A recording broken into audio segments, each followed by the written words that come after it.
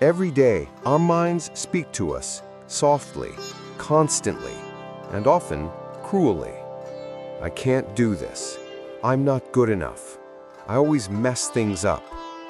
If you've ever caught yourself thinking this way, you're not alone.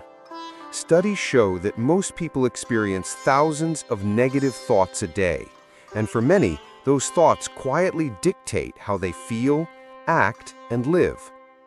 But what if your thoughts didn't control you? What if you could stand above them, calm and steady, no longer a victim of your own mind, but its master? Today, we're exploring the Stoic approach to removing negative thoughts, not by pretending they don't exist, but by transforming how we see and respond to them. Because the war against negativity isn't fought out there, it's fought right here, within. So take a breath. Let's begin this journey together. The nature of negative thoughts. Negative thoughts are not random intruders. They're learned patterns. They echo voices from our past, from society, from comparison. They whisper that we're less than we are, and they grow stronger the more we listen. Marcus Aurelius once wrote, "The happiness of your life depends upon the quality of your thoughts." That means every single thought is a brushstroke on the canvas of your mind.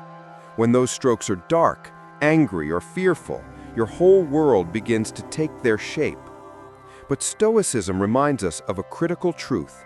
It's not events themselves that disturb us, it's our judgments about them. Epictetus taught this centuries ago, and yet it's just as powerful today. It's not the rejection that hurts us, it's the story we tell ourselves afterward. It's not the failure that breaks us, it's the belief that we'll never rise again. You see, negative thoughts are not reality. They are interpretations, stories we've learned to tell ourselves. And the moment you see them as stories, you can begin to rewrite them. Why negative thinking takes hold. Our minds crave safety. That's why they fixate on what could go wrong: failure, embarrassment, rejection. To the brain, predicting pain feels like protection. But Stoicism challenges that instinct. It asks us, what if your fear of suffering causes more suffering than the thing itself? Marcus Aurelius observed this beautifully. We suffer more in imagination than in reality. When we rehearse failure in our minds, we live it twice, first in thought, then in experience. Our culture adds fuel to this fire. We scroll through perfection, compare ourselves endlessly, and measure our worth in likes, titles, or possessions. In that noise, it's easy to lose sight of what truly matters: our character, our peace, our ability to reason. The Stoics believed that freedom begins when we stop trying to control what's beyond us and focus entirely on what is within: our judgments, our choices, and our responses. Reclaiming control of the mind. To remove negative thoughts, you must first separate yourself from them. You are not your thoughts. You are the observer of them. This is what Stoicism calls the view from above, the ability to step back and see your mind from a higher vantage point. When a negative thought arises, like, "I can't do this," "I'm not enough," don't argue, don't fight it. Simply observe it and say, "There you are." You've seen this pattern before. You know it doesn't define you. Epictetus once said, "When something happens, the only thing in your power is your attitude toward it." This is where your control begins, not by forcing positivity, but by mastering your response.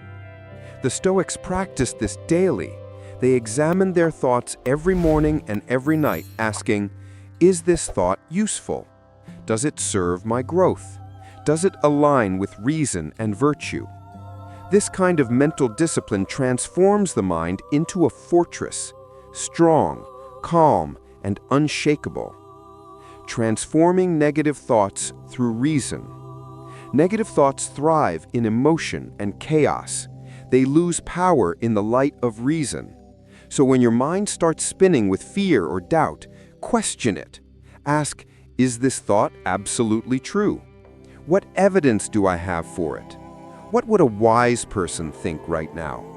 Marcus Aurelius would often write his fears down, not to obsess over them, but to see them clearly. When written out, they lost their mystery and their grip. Try this yourself.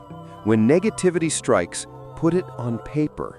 You'll find that what felt like an unstoppable storm often shrinks into a few scattered clouds of exaggerated thought.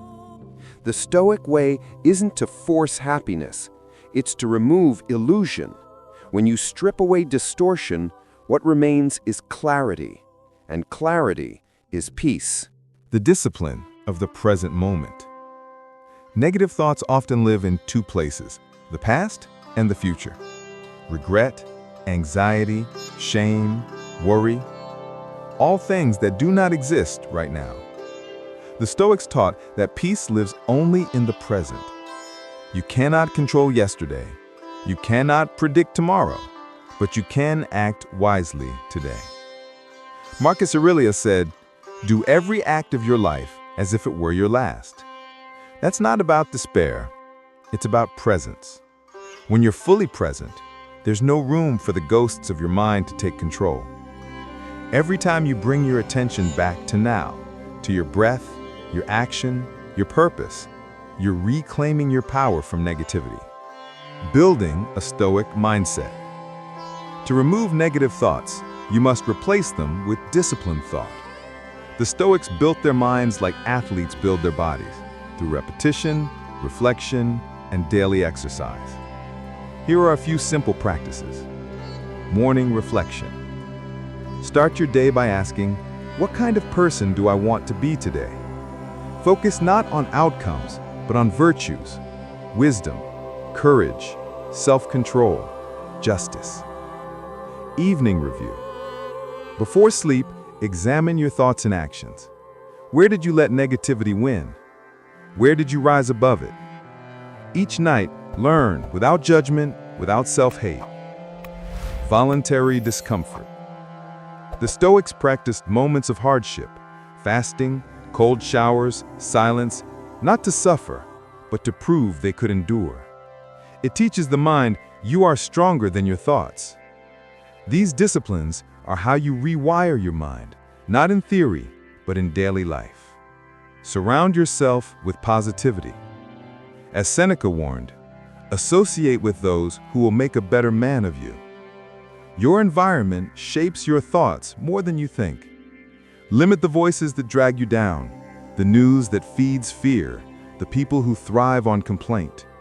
Seek those who inspire calm strength, who value reason over reaction. Read philosophy. Listen to wisdom. Surround your space with reminders of what matters, words, art, symbols that remind you of who you're becoming. Because what you feed your mind grows. The power of action. Understanding is not enough. You must live what you learn. Stoicism is not a theory to discuss. It's a practice to embody. Take small daily actions that reflect your best self. When you feel doubt, act with courage. When you feel anger, respond with patience. When you feel fear, choose stillness. Each action is a declaration. I am not ruled by my thoughts. I am guided by my reason. Aristotle said, we are what we repeatedly do. So make your actions a reflection of your higher mind, not your lower impulses. Over time, your habits will reshape your identity, from a prisoner of negativity to a master of mental freedom. The words you speak, to others and to yourself. Every word you speak, even to yourself, plants something in your mind. The Stoics understood this deeply. Epictetus advised, first learn the meaning of what you say, and then speak. When your self-talk is filled with defeat, your life begins to echo that story. But when your words are rooted in truth and virtue, they lift you. Replace I can't with I'm learning. Replace I failed with I grew. Replace "I'm broken" with "I'm rebuilding." This is not false positivity. It's rational optimism. You're not pretending everything is fine. You're choosing to see that you still have power, that your worth remains untouched by circumstance. Removing negative thoughts is not about chasing eternal positivity. It's about becoming unshakable, calm in chaos, centered in storms, grounded in reason. Marcus Aurelius reminded himself every morning, "You have power over your mind, not outside events. Realize this, and you will find strength." That's the essence of Stoicism, the quiet power of mastering yourself. When your thoughts turn dark, don't resist them. See them, question them, replace them, and then rise above them. Because the world will not always be calm, but you can be. Thank you for joining me on this reflection. If this journey spoke to you, share it with someone who's fighting their own mental battles.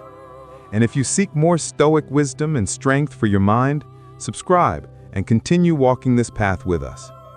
Together, we're not escaping life, we're mastering it.